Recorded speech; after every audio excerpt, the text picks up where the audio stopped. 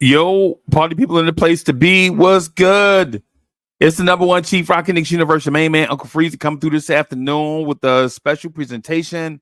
About to rock with Spurs versus everyone. They are on the way, getting ready for this bout tonight. Knicks versus Spurs. Excited for that. Can't wait. Can't wait for that. That's going to be dope. That's going to be dope. Salute to everybody in the chat. Salute, salute, salute. I'm going to put some stuff up on the screen and share with you guys just to give you a little insight and what today's game might look like.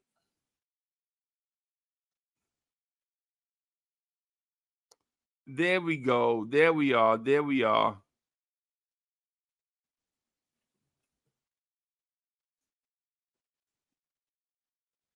All right. So there we are. Tonight's contest is going to be weird in a way, right? Because the San Antonio Spurs have individual. Bim, my man. Oh, Blorange Tears in the building. Spurs versus everybody. The collab everybody's been asking for. Bim, and here we are. How you been, man? How you been, man? I've been scratching and surviving, brother.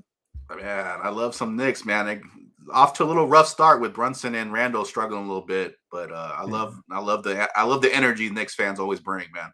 Yeah, that's one thing about you. They're passionate and they bring that energy. Definitely that. Definitely that what you just said. So Marshall will be here in a few moments, right? Yeah, I think he just hit me up and said that he's on the way. What do you expect to see tonight? I expect to see hopefully a Spurs win. That'd be great. It's going to be a little tough with Devin Vassell out. We've kind of created a little bit offensively and defensively without him. Right. I just want to see Wemby have a good game in the Garden. That's basically what I'm really here for. I think everybody would be excited if he had a good game. Hopefully, I want to see some. I think there's some interesting things the Spurs can do against the Knicks to kind of slow them down a little bit. Right. But I want to see some creativity. I want to see some creativity in the lineups. We've been kind of running the same things out and getting trounced over and over again. And I don't think there has to be some changes at some point. But it's like a Tibbs thing. Like they want a sample size done before they make any big moves, right? They want about 20, 24 games of a sample size, and then they'll make bigger changes. They'll make in-game adjustments like pick and roll coverages or something like that, defensive schemes. But for the most part, they'll keep the major changes like the Grant Fournier situation until later. So we'll see what happens after game 24, 20th, somewhere there. I won't lie to you, man. I'm expecting tonight to see both teams running up and down the floor. Right. The Spurs have been struggling. It's funny. The Spurs are struggling defensively, but they have a lot of good individual defenders, which puzzles me, right? Because when I looked at ESPN, right? And ESPN says the Spurs are allowing teams to shoot 51.2% from the floor, which is mind-boggling. The Spurs allow teams to shoot 40% from three, right? Yeah. And they also allow teams to get up 92 shots a game, giving up 126 points, right? Yeah. And a team with a Jeremy Sohan and a Victor Wembanyama, and when healthy, Devin Vassell seem to have the components for a lockdown defense. That's what I think that's a lot of people think. Right. But when you've literally looked at the Spurs over the years, Devin Vassell, I think he's a good team defender. I think individually, as far as getting through screens, he's been better this year getting through screens and being more aggressive on the defensive end. But he hasn't been necessarily great in isolation. And he doesn't have necessarily the mobility that you would like out of a person. Right. Kellen obviously struggles defensively. Sohan has kind of taken a step back because of his offensive role now, kind of rolling point guard. He's kind of struggling on the defensive end. And it's pretty much been Victor been the main, like, otherwise we would be another historically bad defense this year, just like we were last year. Right. If we didn't have Victor this year. So right. Victor is taking up half the court pretty much. And pretty much, man. Yeah, taking up one side of the court away. And he's been able to affect our blocks or steals. You would like him to rebound better, to help us on the rebounding area. And I think that's something that he needs to progress throughout his career, is get better rebounder. Right. But as far as affecting the game defensively, he's been the best defender statistically, and I think it's by a far margin. Right. On how he's been able to affect. Right, and it's definitely a tale of two teams, whereas the Knicks are at the complete opposite of the spectrum. Mm-hmm. The Knicks are the number 2 rated offense in the NBA right now, behind the Minnesota Timberwolves. Mm-hmm. But we struggle to score. And I think the Spurs are in this situation where they struggle defensively, but with the kinks added, with Jeremy Sohan being a playmaker, all of a sudden frees up other guys to get shots that they may not have gotten otherwise. Mm-hmm. I don't know. How do you feel about the Spurs offense? You want to take that, Marshall? Sure. Well, hello. Appreciate What's you. Good? What's good, Marshall? What's good, man? Yeah, sorry I was running a little late. So what I'm seeing from the Spurs offense, you said the Spurs offense, right? Right. Wembanyama down the stretch is the guy that should have the ball in his hands. When we come out from the first 3 quarters, he's still trying to find his way. There's not really plays run for them. So Sohan, is the point guard trying to get his. Keldon's kind of coming in. He's our Energizer Bunny, kind of our Westbrook type player. He's kind of got some tunnel vision with that. So the offense overall, we're able to put up points. Defensively, though, when Wemby's is not in the game, I don't know where else you can necessarily go. They just look lost at times. You have certain guys like McDermott and and Chetty that seem to play well with each other, but just as a team cohesively, they look off. I don't know what it is, but just offensively, they just don't look. It's clunky, and clunky. And part of it's Jeremy Sohan never playing point guard in his life and having to run it. I think that definitely changes the dynamic. We don't play with the quick pace that we did with Trey Jones. We don't get in and out of things quickly enough. It's a lot of thinking, a lot of trying to make things happen. I think people are possibly, even Keldon and Zach Collins are possibly still thinking they're in last year's offense, where they needed to be more of an offensive threat. Right. I think they kind of need to dial down their offensive load and be more role players at this point. I know right now they have that. Keldon probably has to take a bigger load, and so does Zach, because Vassell's out. But I think long term they're hunting their shots a little bit too much, and I think it's hurt Keldon's offense a little bit because there's a lot more clunkiness around the rim that he's used to, and so it's just clunky overall. Okay. And is that because of am I hearing that it's a lack of fit, or it's a lack of talent? I think it's go ahead, Greg. Nah, go ahead. I think it is a lack of talent. You look at this team last year winning 22 games, and we have a bunch of really role players that nobody's really taken a step outside of Devin Vassell to be that guy that's going to step up and be that best player on that team. So now just adding Wembanyama, who's still a 19-year-old rookie and kid, hadn't played in the NBA before, and you don't have any other real seasoned guys that just go and take it and get their own bucket and lock down with that veteran savvy. You're getting what you're getting right now. So they're going to have to work with what they have for now, maybe trade to get some guys this offseason, especially a point guard. I think they need a veteran point guard over, just trying to experiment, but that's just me personally. But this the talent-wise, drafting-wise hasn't been what we really need outside of Wemby, who is that was a no-brainer getting him. Sohan, I'm still kind of up in the air of should we have drafted this guy personally. Right. When you see guys like Jalen Duren, Mark Williams is coming along well with the Hornets. Charlotte. I wanted guys that are centers because we lack in rebounding. I don't give a damn about, we need this guy who should be the good defender, but came off the bench from Baylor, but we're drafting him number 9. It just didn't make sense to me. And then with Malachi, Blake Wesley, 2 younger guys, and they're only in their second shooting year. guards that play the same position as Devin Vassell, basically. That's what I'm saying. And I feel like we've been down this road before. DeJounte Murray, Derek White, Lonnie Walker. Look at Lonnie. Look at what Lonnie's doing in Brooklyn right now. In Brooklyn, right. Look at what Derek White is doing. Look at, even though Murray, we had our little disagreements with Murray and whatever. Right. You know how that was. Yeah, because transitions can be tough. When you're transitioning from a dynasty that's aging out, i.e. the Tony Parker thing, and you want to make this DeJounte Murray the point guard of the future. So you have this weird, clunky transition where Tony Parker should have probably retired. Yes. As a Spur, right? But he leaves and goes to Charlotte. There's no mentoring of DeJounte Murray from a legendary Spurs point guard. And then you transition into this phase.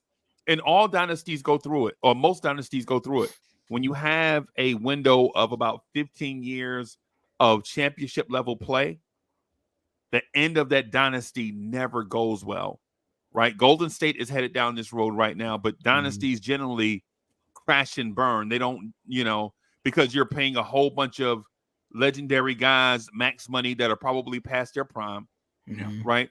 And then you're drafting young guys that can't get on the floor because the fans, say for instance, the fans still want to see the guys from the old dynasty.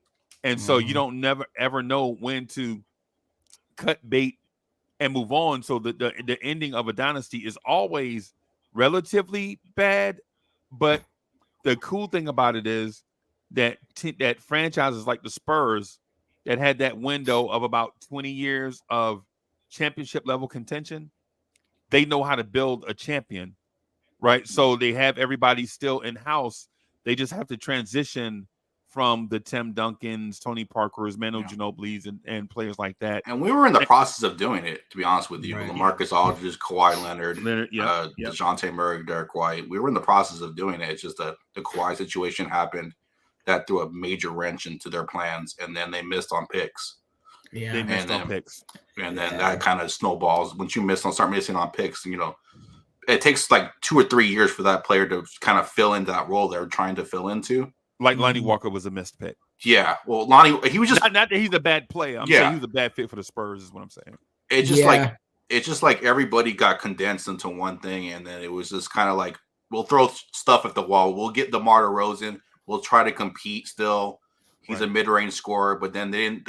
I guess they didn't think like the defensive end mattered. Like you have all these, Kawhi was such a defensive force that you were able to put different, and Danny Green, we lost Danny Green at the same time. Yeah. Right. So you were able to miss and match bad defenders with him. But with DeMar, he's a bad defender. So you can't play the Marco Bellinelli, the Bryn Forbes, the Patty Mills, the other bad defenders with them. It just craters the whole thing. So then they made a plan. They picked out a scenario where they saw Victor, a couple of years in the making. And they said, all right, we're going to get ready for him.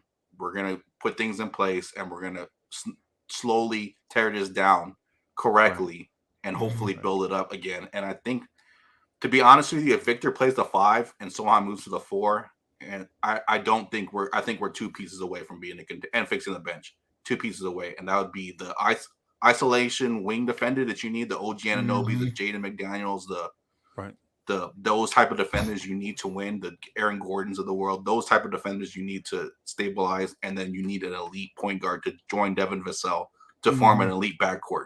And then you have your backcourt, your forwards, and you have your elite big men. And then you guys have your own first round pick though, right? Yeah, we have our pick. We have Toronto's pick, top 6 protected, and then we have Charlotte's pick is top 14 protected this year. Do we have Atlanta's pick this year too? No, Atlanta's pick's next year, I think. Okay. Wow. So the Spurs are in pretty good shape, right? Yeah. Yeah. So we have our picks. We have good contracts. We have Kellen Johnson on a good contract. We have Devin Vassell on a good contract. We have good assets. We have good pick management. So we definitely now just got to hit. We got to hit on the next pick, right? You saw teams like the Cavs, the Memphis Grizzlies, the Pelicans make leaks because they hit on the next pick. They hit on Jaren Jackson, John Morant. They hit on Garland and Mobley. Mm-hmm. They hit on these picks. You hit on successful picks that they change your franchise. And I think we've hit on one right now, and we developed another one in Vassell. But we got to hit on, I think, at least one more, and that probably would be a point guard at this point. Yes. What I would say, and so I disagree a little bit on the point guard thing. What I would think, in my opinion, from somebody that's probably watched too much basketball and have been watching it for too long, when you have a team as young as the Spurs, and I'm talking about young in key places. I'm not talking about young off the bench like McDermott and all of that. And my thing is I think you have to go out and get a young veteran point guard to go with Vic, somebody that can run the show, right, and then allow all the young players to develop in their roles with less responsibility. Like with Sohan, if you had a veteran point guard, you could tell us, Sohan, just go out here and be energetic and athletic, right? And with Vic, you say, hey, Vic, listen, don't worry about getting us to the playoffs. Just hone your craft. Right, we know you're a generational talent, but you will be a generational talent, but you are not right now. Right now, you're a really good basketball player. You know, someday you'll probably be better than Kawhi Leonard and David Robinson put together.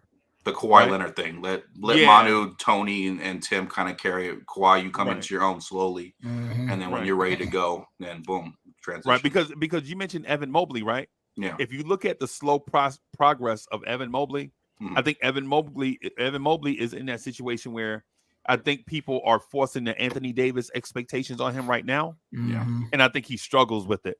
If they had just let Darius Garland and Donovan Mitchell just run the show and brought that kid along slow and let him develop like Memphis did Jaren Jackson, then I think you probably.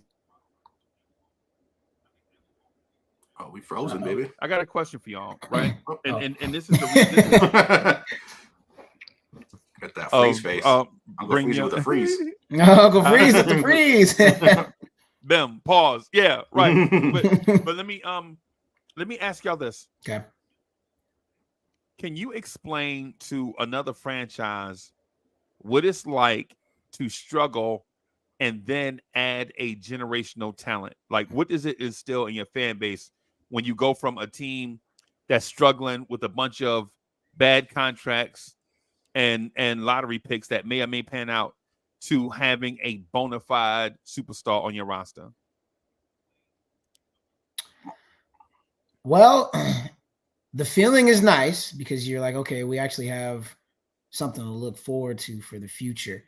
The key now is putting those right pieces around, like you mentioned, and getting, working all those bad contracts that we have to deal with, taking on the Gorgie Jangs, taking on even this Doug McDermott, which I don't think he'll be back after this season. No. Taking on, the Bryn Forbes, the DeMar DeRozans of that point, Rudy Gays, having Aldridge around for so long and just really, flat out being bad, you know what I'm saying? Just to be able to get this generational talent like Wembanyama, it is a good feeling. Now, what I would caution, and I think we'll do better, is not to be like the Sixers with the trust the process, with Embiid and whatnot. And that's what I don't want us to fall into, because people were saying Ben Simmons was a generational talent and he could have been, but he never necessarily panned out.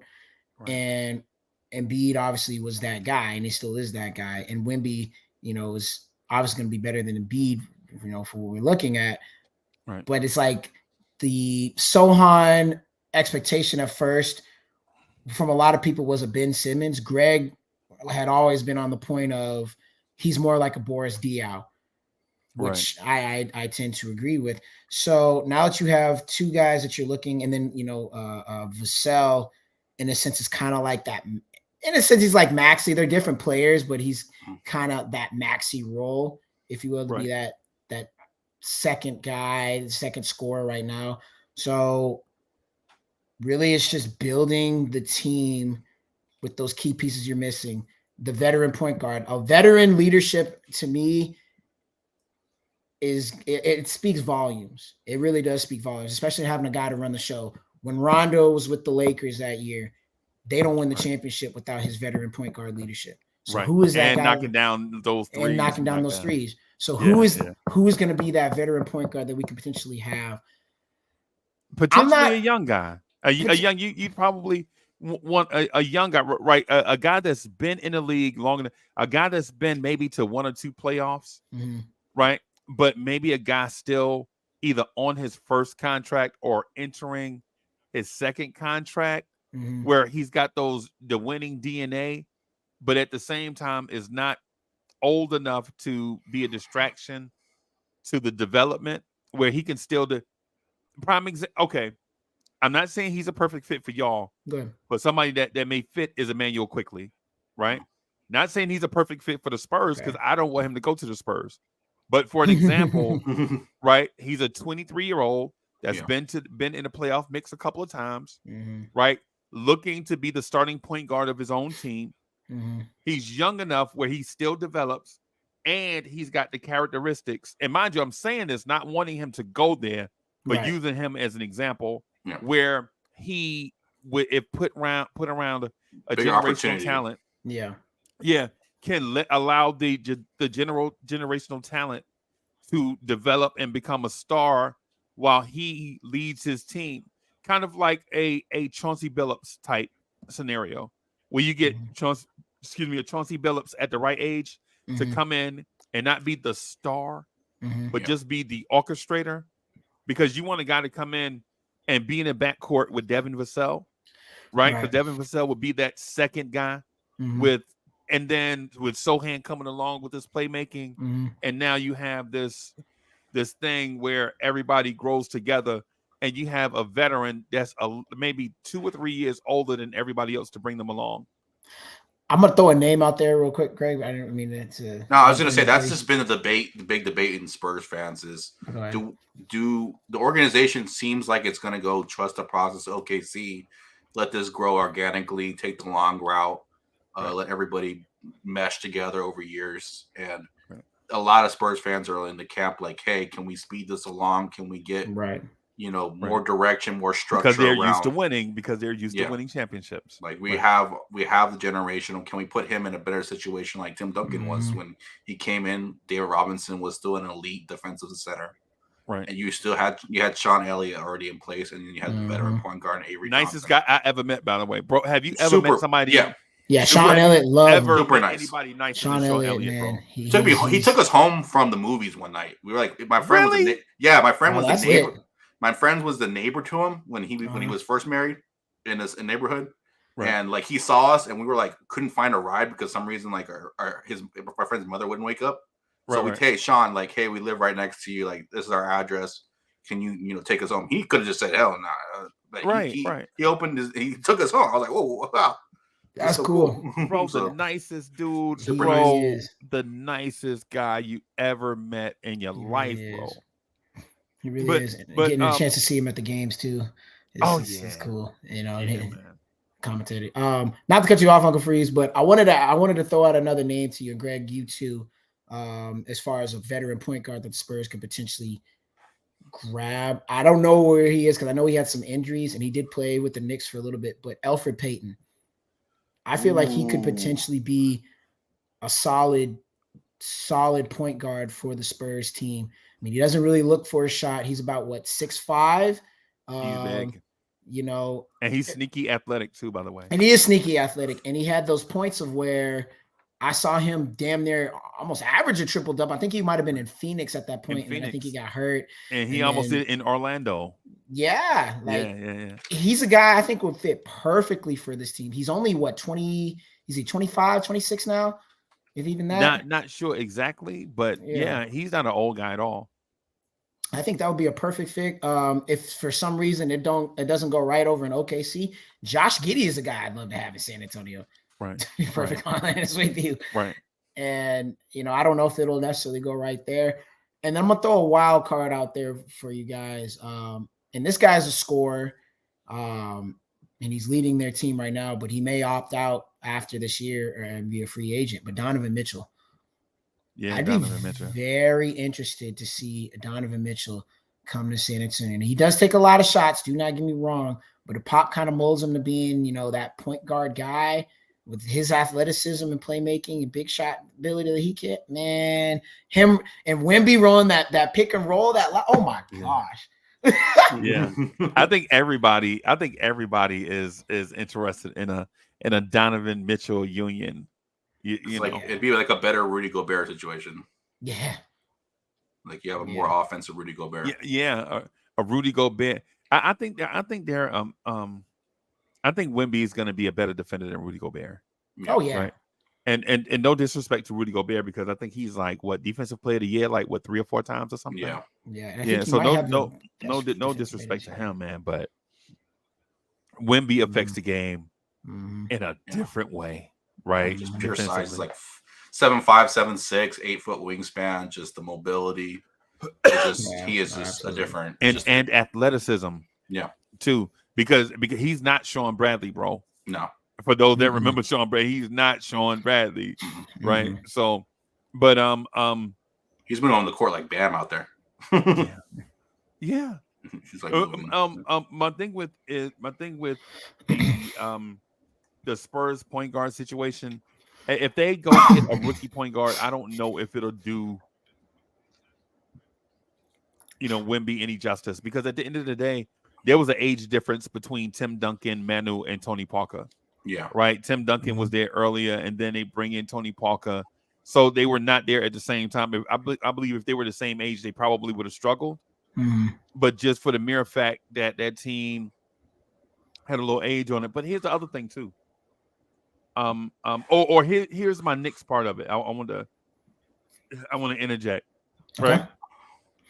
I think defensively, Wemby might meet his match tonight with Mitchell Robinson. Okay. Right. And listen, and not because Mitchell Robinson is a generational talent or an all-star or anything like that. But there aren't many the most underrated center in the league, I would say. Yeah, there aren't many centers in the league as Steven athletic and tough as Mitchell Robinson, and True. tall. Right. The other day he had 15 rebounds and 0 points. Right.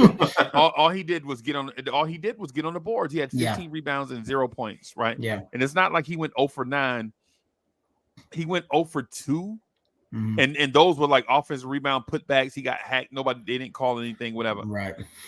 But the thing with Wemby is tonight against Mitchell Robinson, I think it's going to be peculiar for Vic when he sees a guy that's 7'7" that may have the same athletic profile as him, right? And block shots and rebounds at a high rate, right? Now, what'll happen is, of course, Wemby will decimate him from the perimeter because 7-footers are not really meant to play perimeter defense, right? I know Wemby can do it, but he's different, and that's the reason why he was the number 1 pick. But for other guys, they're not meant to, get out there and get their hips turned one way and then try to recover. They're 7 foot. Yeah. Right. So I think Mitch will be a test for him. In the grand scheme of things, it'll definitely be a means for growth. Whatever happens tonight, Victor Wembanyama will take this, get experience and grow from it. Whatever happens, whether he scores 30 and 15 or whether he scores 12 and gets 7 rebounds, it doesn't even matter. Just going up against a guy like this can only make him better. Definitely. And I think one of the keys for the Spurs is to get Mitch and possibly Randall into foul trouble. Victor is one of the most foul drawing forwards in the league. Kella Johnson is a bowling ball going downhill. Right. He can draw a lot of contact, gets a lot of fouls by getting to the rim. I think that would help negate some of the problems the Spurs will have with their offensive rebound. The Knicks is getting them into foul trouble quickly. If I'm looking at this game, well, first I'm gonna speak on that. Mitchell Robinson is definitely stronger too than Wemby. So, when Wemby's trying to post up, he's not able to really get his position. And Yeah, he's that's not where gonna post up, Mitch. and that's kind of where Greg and I have kind of coined him that he kind of looks like a baby brontosaurus sometimes. He's trying to get position, moving around, and in time, it'll come in time, right? In time. Right. Key for this game overall for me is, can we stop perimeter shots, man?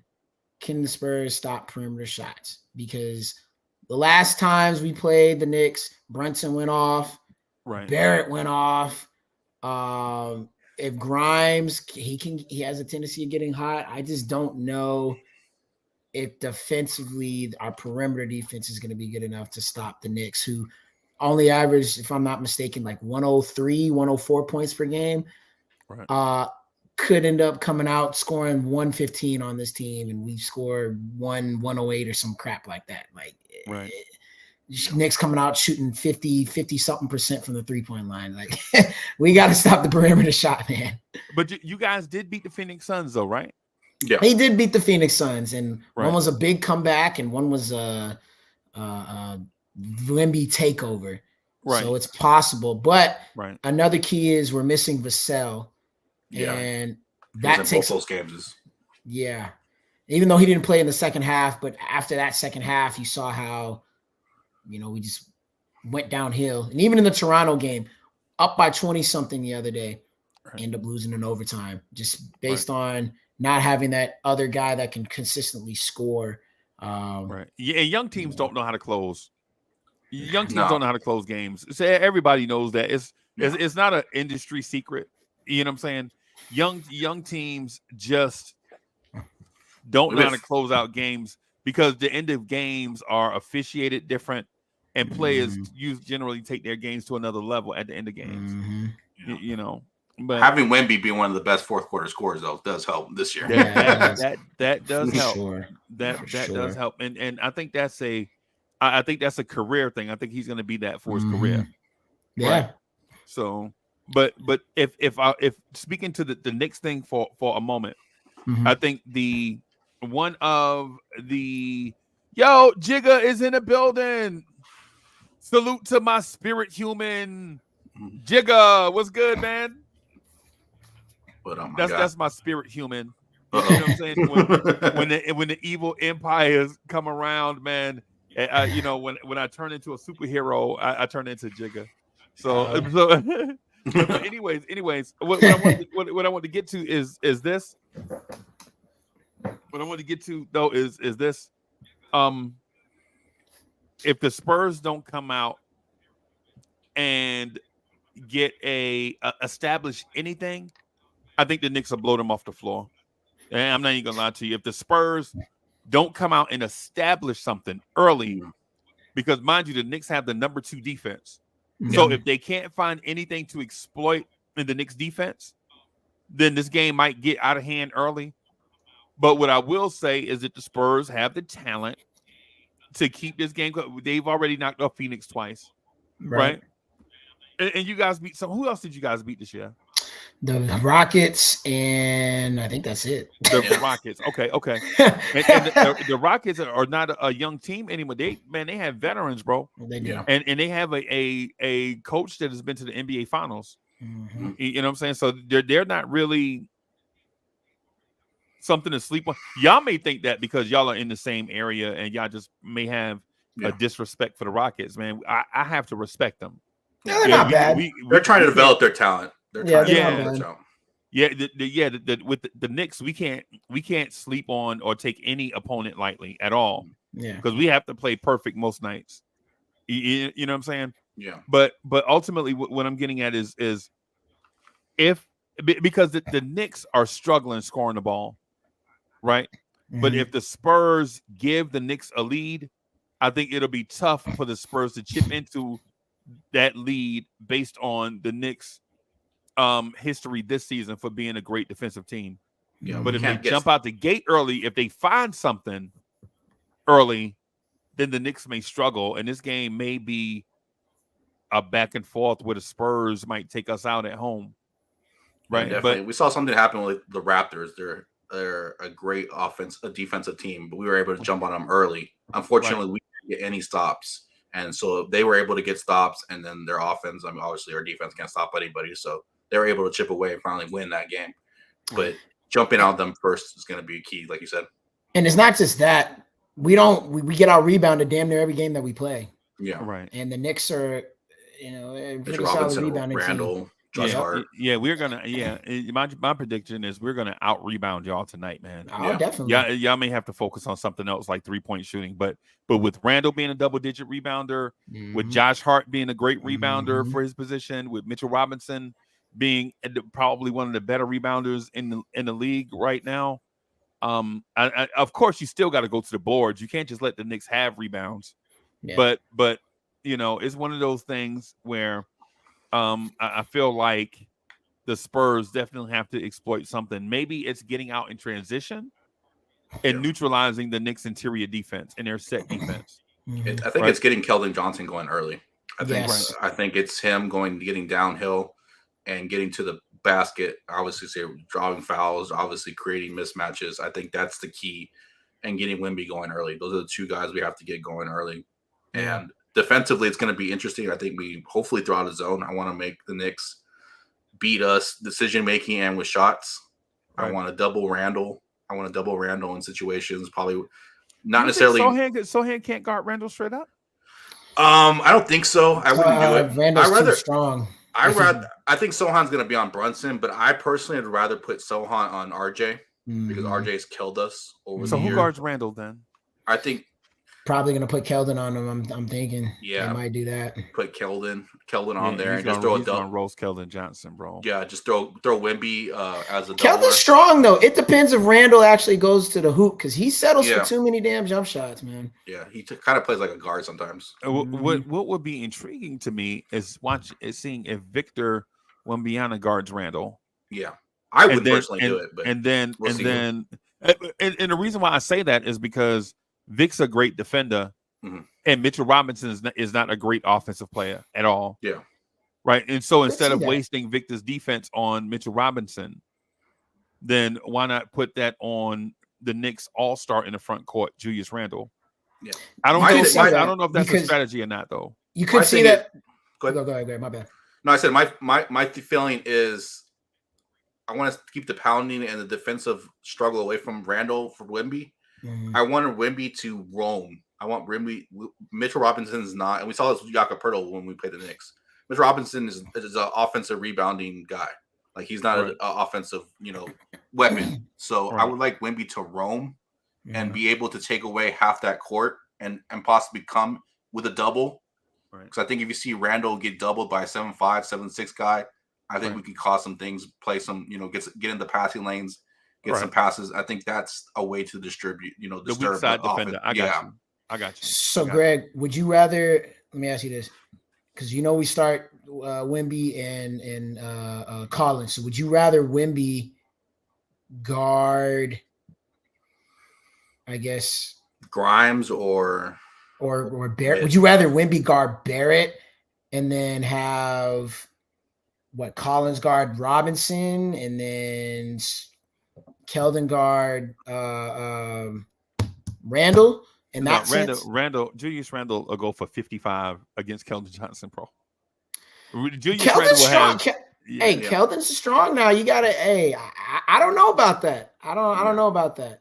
That's one matchup I kind of want to see. I wouldn't be. What I'll say. And I like Julius Randle.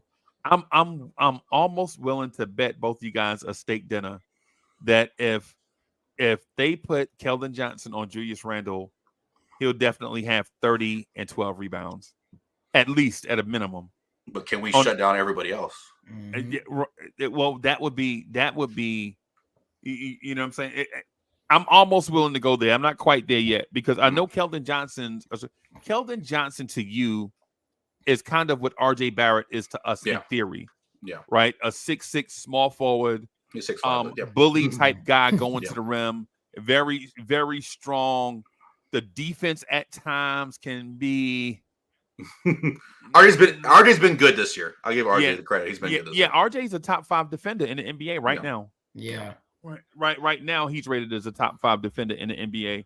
I Kevin's forget been where better. I forget the chat. Y'all forgive me for not putting the sourcing out there, but No, I saw somewhere where somebody said that RJ Barrett is a top 5 defender in the NBA through the 5 games that he played. Yeah, but both RJ and Keldon, to your point, RJ always reminded me of Justice Winslow, like a power forward, and so does Keldon. Like Keldon reminds me of a smaller PJ Washington, right? In a shooting guard's body, almost. Yeah, right. Yeah, but I always wanted Keldon to be more of a Jay Crowder for us. Can D up and hit that occasional 3. If we had that, you know what I'm saying? We wouldn't be last in defense. Facts. But you know. So let me ask about the 3-point shooting. What are the Spurs going to do to get open 3-point looks tonight? Run our motion offense, man. Run Doug McDermott off screens. That's Cedi Osman's going to be a force in hitting open shots. He's been really good for us. Vic will come down, pull up about 3 of them. Zach Collins has struggled from the 3-point line this year, but he was a 40% shooter last year. So hopefully he's able to draw Mitch if Mitch is on him, draw Mitch out of the paint to let Keldon drive to the lane. Right. We just got to hit shots. I mean, we got to play offense. That's our game. We're the 13th or 14th rated offense. I think 15th efficiency wise. Right. We got to play offense. We got to play with pace. We got to play fast. We got to play offensively. I think that's you guys' key to victory. Make the Knicks miss, get out and run in transition. Yeah. Right. Yeah, you're right. Because I think the worst case scenario for the Spurs is Jeremy Sohan running point in the half court against the number 2 defense in the NBA. That's a nightmare scenario for the Spurs. I think it's a dream scenario for the Knicks, in my opinion. Jeremy Sohan historically has not been a point guard. He wasn't drafted as a point guard. He doesn't present you with the shooting necessary to keep defenses honest. Yeah. And then when you're talking about doing all of that stuff against the number 2 or 3, it's like number 2 or 3. I think it's 2, number 2 or 3 rated defense in the NBA. I think that is, would be to the Spurs' detriment. I think it's the Knicks can't shoot, right? So make them miss, grab the rebounds, get out in the open court and run.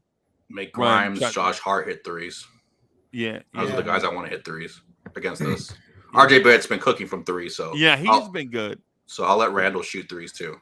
DiVincenzo can shoot threes too. I don't know if I'm with it. Well, they can shoot, but how often they make? Yeah. Right. That's the key. That's why I see us going to a zone too. I see us going to a zone and making the Knicks stop the dribble penetration, hiding our worst defenders like Doug McDermott and stuff like that, putting Vic or Sohan in the middle of the zone, and kind of just stopping dribble penetration by RJ and Brunson, and letting guys like Grimes and Josh Hart try to beat us from deep. Right. I think that's the best game plan for us. Right now, the Knicks are 23rd in the NBA in 3-point percentage. That's where I want to go. So, it's gonna be odd, bro. It's gonna be odd because while we're 23rd in the league in 3-point shooting, we're in a situation where we can't just put the ball on the floor and take it to the rim because Wemby's back there. Yeah. Right. So I think that plays into you guys' hands. Unless both sides figure something out between now and 7:30. You know what I mean? Yeah, that's true. A quick fun question. Wemby, how many blocks does he have tonight? Yeah. Versus how many blocks against the Knicks? Yeah. He gets these 6. He gets these small little. Your small little guys. Yeah. Because you guys have the height advantage. Okay. And how many blocks at every position? Let's see. With the exception of Barrett, yeah. Well, Barrett and Johnson are what, the same size, maybe? Hart is a little bigger. Like yeah, Hart is a little bigger. Probably Hart, one wingspan and inches. Okay. And then on the flip side, how many blocks does Mitchell Robinson have tonight?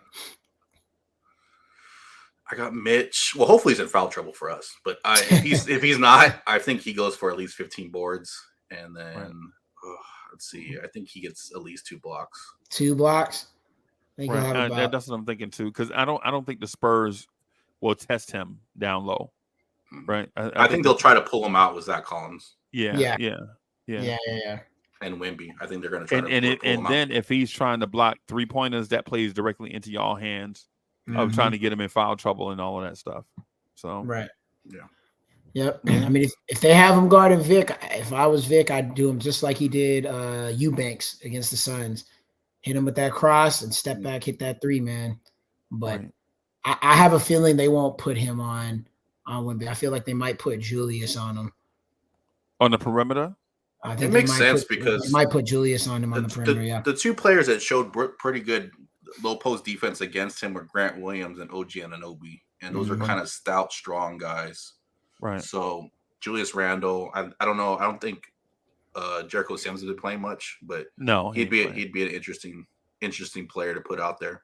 Right. As far as just someone that's strong that can because Obi Toppin kind of got into but Hartenstein is strong also. Yeah, Hartenstein would probably be another one. Hartenstein is pretty strong, and Hartenstein is sneaky athletic, kind of like in that Zach Collins kind of way, where you see him be so fundamental and so skilled. And I'm not saying I'm not calling Zach Collins Tim Duncan now. Yeah. You know what I'm saying? But he does have skills right. for where he is. But people forget how sneaky athletic he is. Yeah. You know. They're very similar, Hardenstein and Zach Collins. I would call Hardenstein probably the better rebounder of the 2, and I would call Zach Collins the better shooter. Yes. Oh, definitely. And probably the better. Well, they utilize Zach Collins more in as a passing hub than they do Hardenstein. But Hardenstein has a similar passing acumen. Yeah. All right. So. One thing I don't want to see tonight, Greg, I do not want to see Charles Bassey guarding Julius Randle. I think that is a bad mismatch. I definitely want to see it. I don't want to see that. So I'm sorry. Oh, I said Bassey's a good help side defender. If he has to guard Randle straight up, now that's the guy I might say, okay, yeah, Randle might go for, right. Yeah, I don't think the Spurs have anybody that can guard Randle. Yeah, just like I don't think the Knicks can have anybody that can guard Victor Wembanyama. I don't think the league does, as a matter of fact. I think Victor Wembanyama is probably the most diverse, skilled big that the NBA has seen since maybe ever.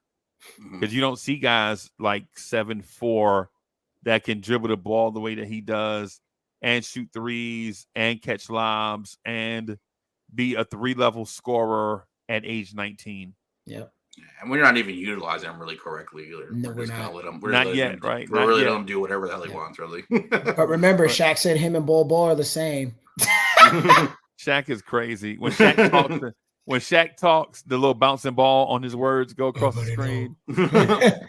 I think he's Bol Bol. I think he's Bol Bol. And I'm standing on it. Barbecue chicken alert. Right. But Uncle Freeze, I have one quick question for you, man. Okay. And I didn't mean to interrupt.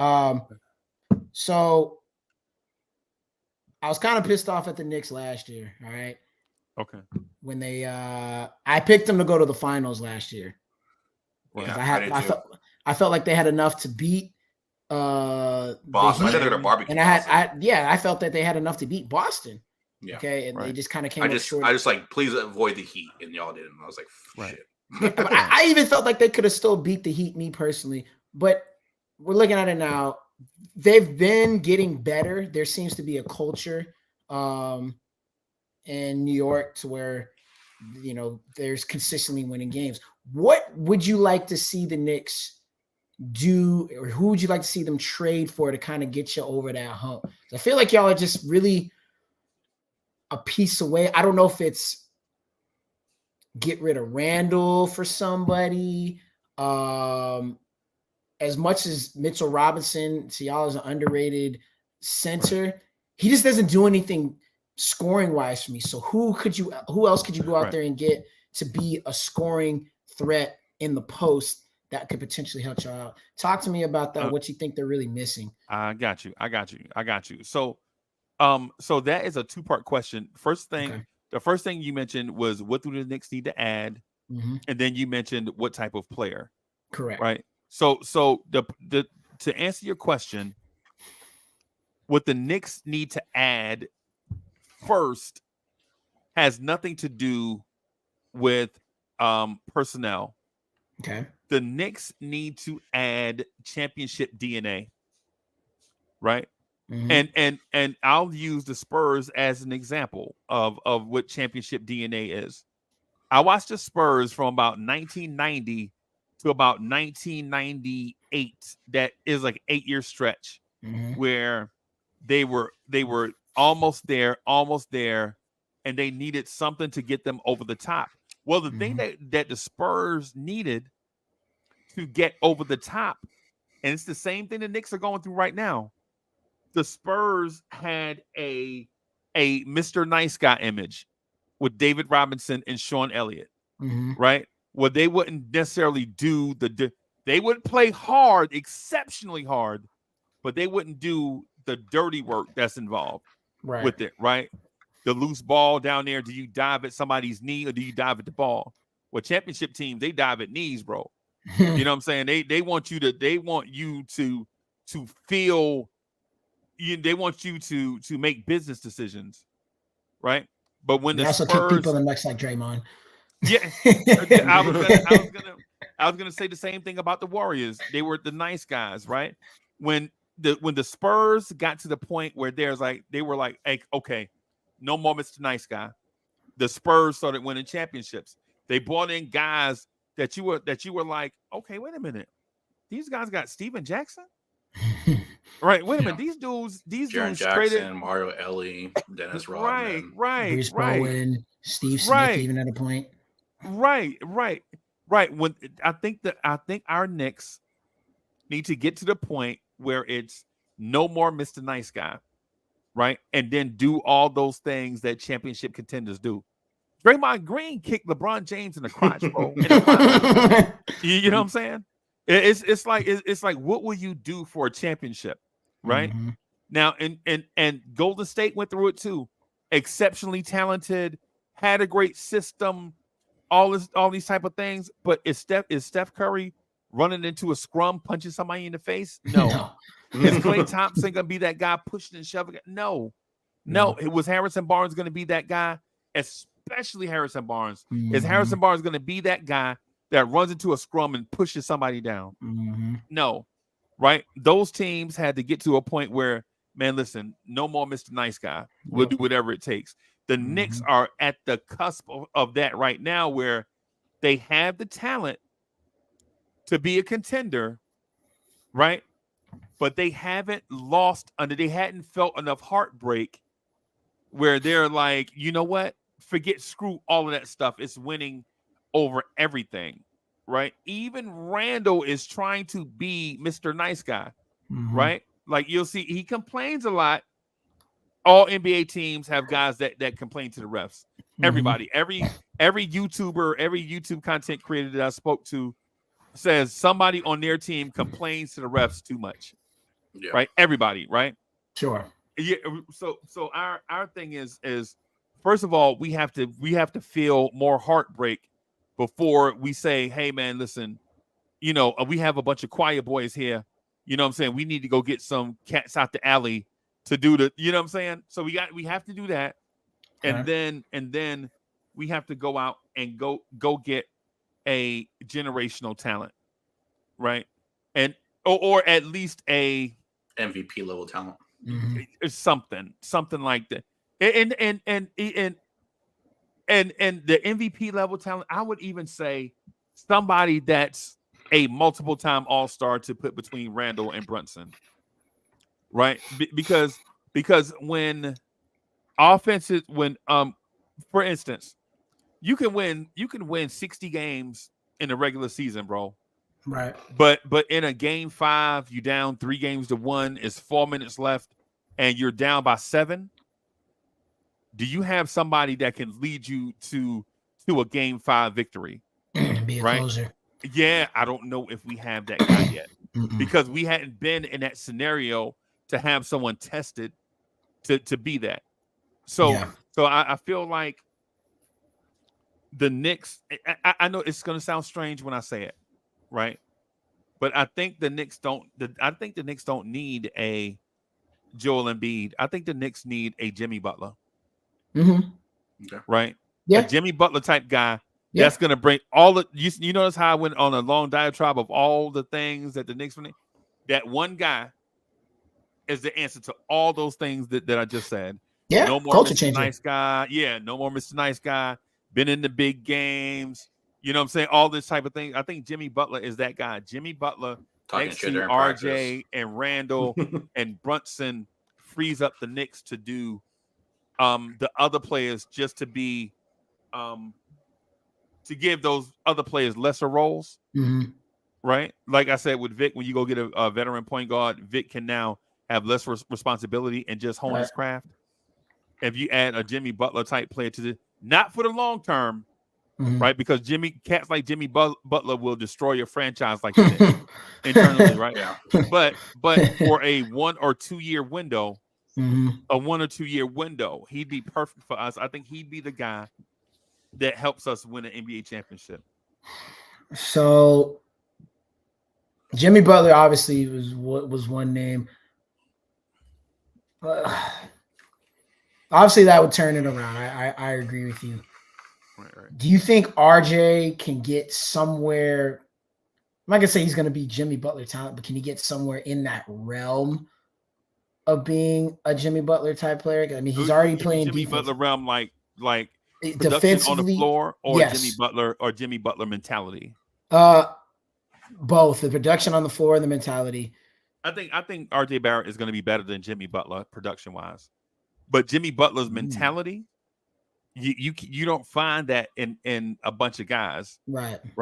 And RJ is never going to have the Jimmy Butler mentality because RJ Barrett is a nice guy, right? He's a nice guy, but I think we need guys with the mentality of a Deshaun Stevenson, a Steven Jackson, Tony Allen. Yeah, a Tony Allen type, right. Okay. A Ron, we need a Ron Artest type guy. Yeah. For our team, because like the Spurs in the 90s, they were super nice, helping the opponent off the floor. Yeah. You know what I'm saying? Don't let guys get hurt. I like when y'all had Marcus Morris for that little bit. Huh? I like when y'all had Marcus Morris for a little bit. Yeah, a Marcus Morris. A Marcus Morris. That's what I'm talking about right there. Like that type mentality. And I'm not saying going out and rolling on Victor Wembanyama's knee and injuring him. That's not what I'm saying. Right. What I'm saying in the playoffs, we need players that are going to be like, okay, no more Mr. Nice Guy. Yeah. You know, I hear you, and the image is right. I agree with you on keeping pretty much the same personnel that you have, adding that type of player. I'm not gonna lie to you, man. And this may be me just seeing on the outside looking in, because obviously more. I think at some point you got to look to move Mitchell Robinson, man. I really, really do. At some point you got to move. I think that getting a scoring big man that can extend the range and step out to knock down the three may open up the paint more for Randall to actually drive and get to the damn basket, and you're not clogging it up more. Like if y'all were to go, let's just say y'all were to go get a guy like a Miles Turner. Right. That gives y'all such a different look. And especially with him. But there are two things you got to have to consider, though. Go ahead. Okay. So the first thing you have to consider is the salary difference between Mitchell Robinson and I'm talking about salary things aside. Yeah, right. No, I get what you're saying. But what I'm saying is you have to consider the salary difference. We have a starting center that's making about $14 million a year. And for the archetype that you're looking for, those are generally going to be more expensive. Now, if you're a team with a shooting big that spaces the floor, why would you trade him for Mitchell Robinson? Right. Yeah. You know, like think about this. Think about this. We would do it right now. We'll trade y'all Mitch Robinson for Vic right now. Would y'all do it? No. Yeah, I already have Zach Collins. Zach Collins was drafted as a center, right? Yeah, so would y'all trade? Would y'all? So right, because teams with shooting bigs, they're not going to trade. We're not going to get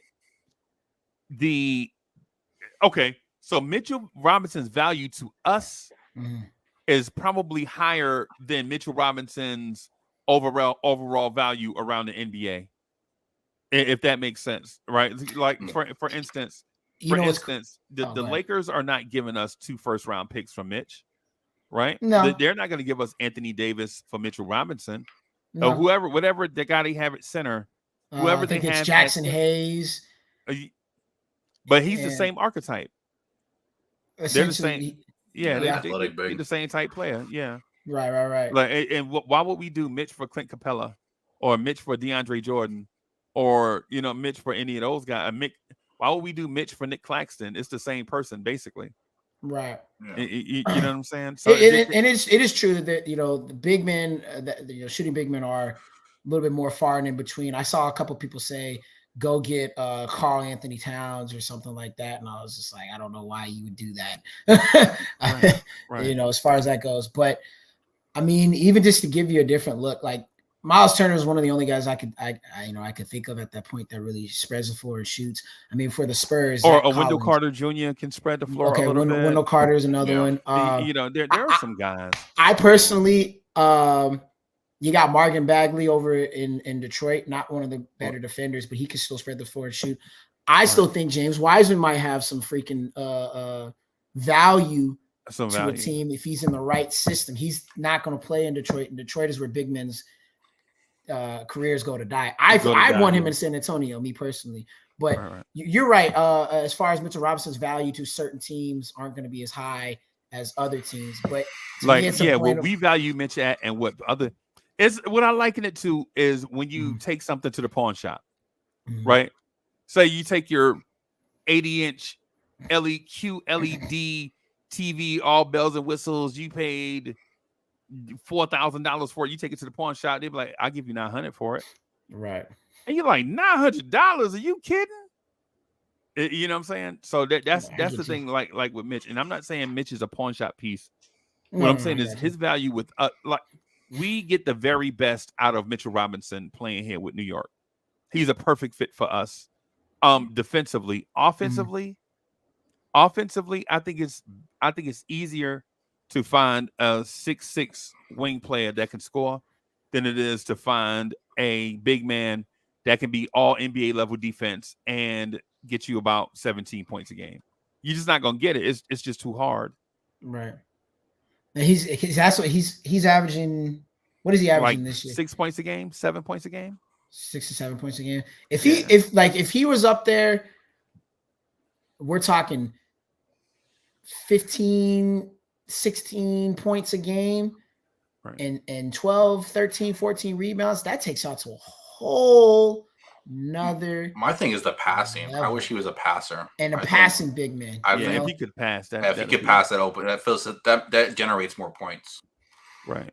I mean, if he turned into literally what DeAndre Ayton is, as far as that comes to that, and DeAndre Ayton is he underperforms to a lot of us because we feel like he could be way better. But if Mitchell Robinson turns into that, to what the I think we're going to see it what Duren is. Or even to what Duren is. I think Duren's going to be that defensive big man that grabs boards, is able to pass. In Detroit though, Detroit has guards that are pass first guards that defend and play make. The Knicks have a point guard that shoot first. Cade and I guess right now Sasser is probably their second best guard. That's how they're make Killian Hayes as a starter. Yeah, Killian Hayes, Jay. They're gonna trade Ivy. That's one guy I want the Spurs to go after. Yeah, Ivy. Yeah, if Ivy's gonna become available, I would explore that if I'm them because he's got the potential to be DeJounte Murray-esque. You think? I think he can get to the rim at will. Yeah, at will. We haven't seen that kind of speed since Tony Parker to be able to get to the rim. But he can shoot.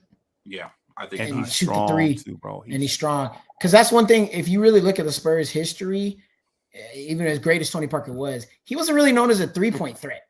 No, and he didn't have to because nobody could stay in front of him.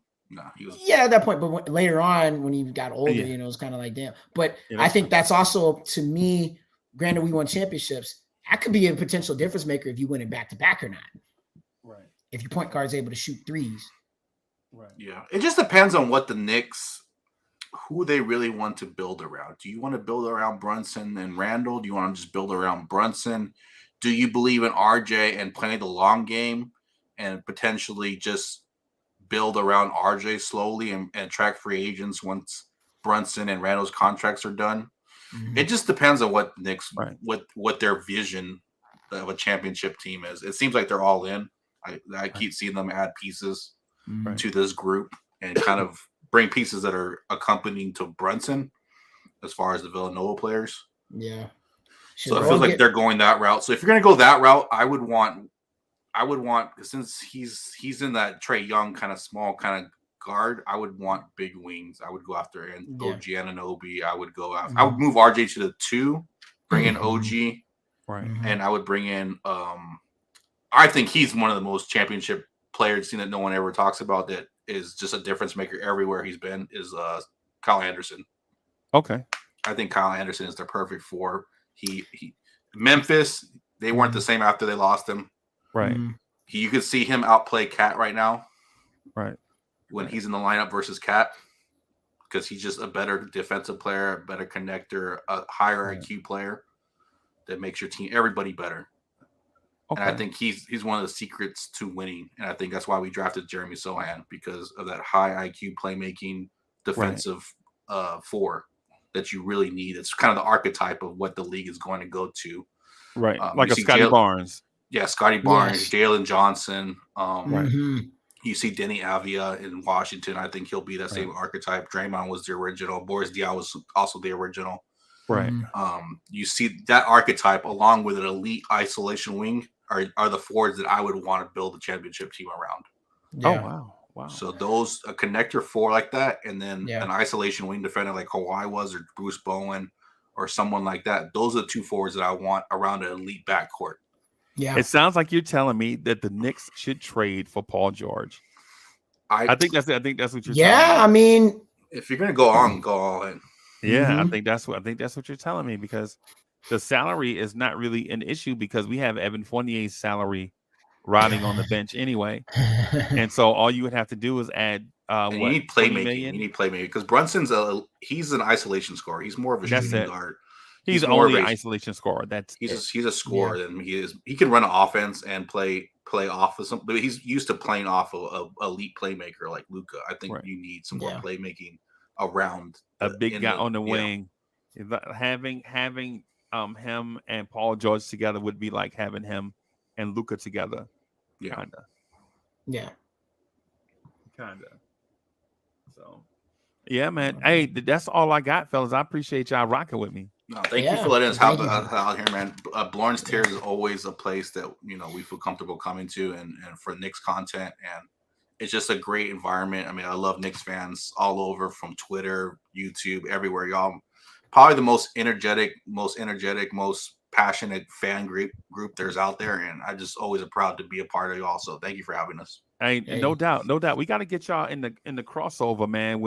I want to talk hella shit to the Dallas and Houston. I want to talk hella shit to them. We got to get y'all on, and Atlanta with Rel and King and the Atlanta Hawks and Big Tone down in Miami, and a big fan Breezy, the Brooklyn Nets guy. We gotta get, all of us got to get on the same screen, man, and throw some jabs at each other. It'll be interesting. I'm ready, man. I'm ready.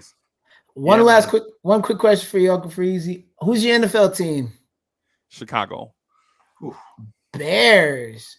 And we're bad, but that's okay. That's okay, right? Because every Super Bowl contender goes through ups and downs. We're going through the downs right now. We'll leave the draft with Caleb and Marvin Harrison, and we'll be the top of the town next year. That'd be nice. Well, I will say this: at least y'all been to a Super Bowl in the last 30 years. Yeah. Cowboys fan is tough. But how about them Cowboys? It's a super toxic relationship. I know about toxic relationships when it comes to sports, bro. Yeah, trust me. I'm a Knicks fan. Trust me, I know. Yeah, it's kind of it's definitely different in the same realm. Yeah. Right. No. Yeah, man. I mean, We'll fight other fans and we'll fight each other at the same time. Oh, of course. We'll beat up somebody. Or we'll beat up some NFC East team like in a fist fight, and then we'll fight our own people in a bar. Of course, they're in the same game because we don't know any other way, bro. Yeah, you know what I mean. But hey, chat, thank y'all for rocking with us, man. We appreciate y'all, man. I'm gonna grab something. I'm gonna grab some vittles before this game tonight. Yeah. Good luck to you guys. I'm gonna get you guys' YouTube channel and throw it on the community tab so people will know where to find you. That way they can click on it and subscribe and check out the rest of you guys and stuff. And then are y'all coming on live tonight? Yeah, are you gonna have a post game or anything? I am. I will. If you would let us have, we'd be welcome. If you'd be welcome, we would want to come. Yeah, always welcome, bro. I mean, yeah, okay. Yeah, no doubt. I'll definitely try to stop by. Got a few plays. Yeah, no doubt, man. No doubt. It'll probably be about 11:30 Eastern Standard Time, something like that. Because what I generally do is watch the game, take a few minutes to decompress and think about what I saw, and then jump back on. I don't like jumping back in and then emotional. That's the tough part. Where I know you have to do a post game right away, but I like to watch the game at least another time or two, because I'm watching it as a fan to begin with. I'm not watching it as an analyst. I'm cheering. I'm hyped. But then when I watch it again, I'm breaking it down. Like, oh, okay, breaking it down. So going into a post game right after is tough for me. That's why I don't like to do it. I like to let everybody else do it, and then I come in after them, and then we just relax and talk about all the things that we saw, and diffuse the emotion, so to speak. So because you don't want to declare, you don't want to say RJ Barrett is better than Michael Jordan if he scores. and then you don't want to trade everybody on the roster if you lose by a buzzer beater. You know what I mean? So yeah. But yeah, final score prediction. I'm gonna say Knicks 110, Spurs 99. Okay. And the only reason why is because we're on the road. If it was in San Antonio, I would probably go the opposite way. Okay. Go ahead, Greg. I'm going to go 125 to 110 Knicks. Man, Tom Thibodeau would have a heart attack, bro. I'm going to go. This is going to be a close one. We're going to go 114, 110 Knicks. All right. Okay. So Knicks pull this one out. Okay. Yeah. All right. Now, if Vassell here, now we're talking a little different. Yeah. I mean, the Knicks are riding high after that win over the Clippers. Yeah. And I have a feeling we're going to put Sohan on Brunson and Keldon on RJ, and those are going to be two bad matchups. But we're Jekyll and Hyde, bro. Yeah. So if we beat the Clippers Monday, that means we're Dr. Jekyll on Monday. We'll be Mr. Hyde on Wednesday. That was so funny because, I heard Knicks fans across every space or YouTube, Twitter. I thought y'all had lost massively to the Clippers, and I look at the score and I'm like, bro, y'all won. Like, why is there so much anger? Hey, man, because it's like the Cowboys Nation that you mentioned.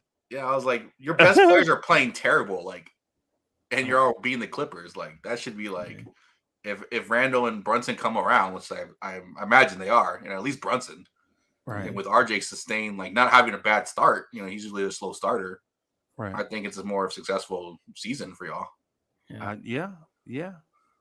I think we are in that situation where,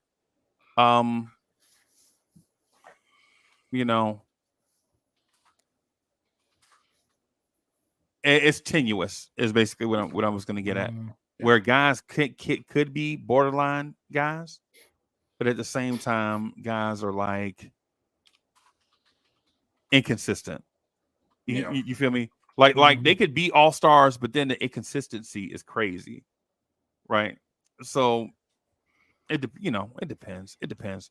But guys, I'm gonna get out of here. Thank y'all for rocking with me. I appreciate it. No, thank you very much. Orange and blue skies, baby. Orange and blue skies. Orange and blue skies. Yeah, man. So thank y'all for watching, everybody. We'll see y'all tonight, close to midnight. Thriller. Bim. Peace, y'all. Peace.